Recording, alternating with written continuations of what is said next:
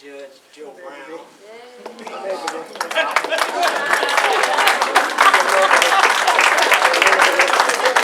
Alright, so we welcome the judge to the podium.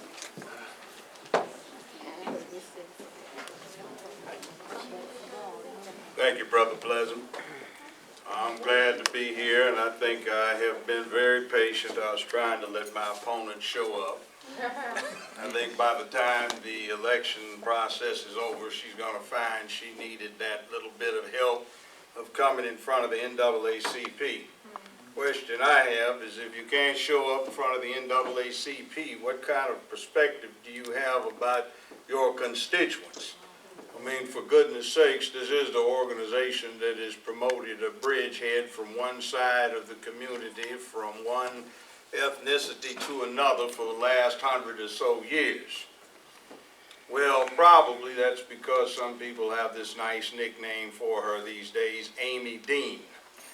The NAACP has stood for certain things, which is absolute equality in employment, but I look at the Sheriff's Department and see their employment record. It looks pretty representative of the county. I look at the Police Department, and you want me to stick to 1 minute on that, sir? I'm taking up my opponent's time.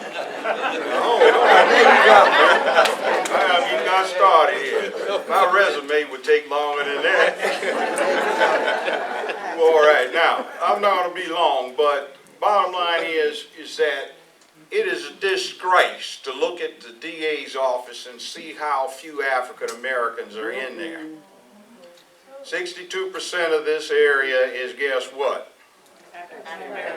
0.04% of the employees at that institution are, guess what? You see, we've got a study on street marijuana use. In this city, this is the most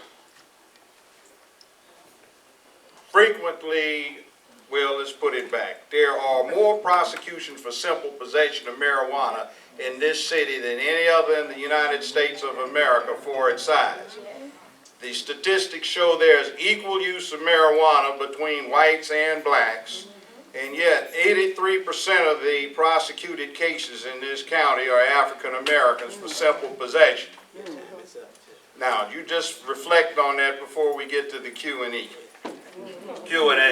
I was thinking question and enlightenment.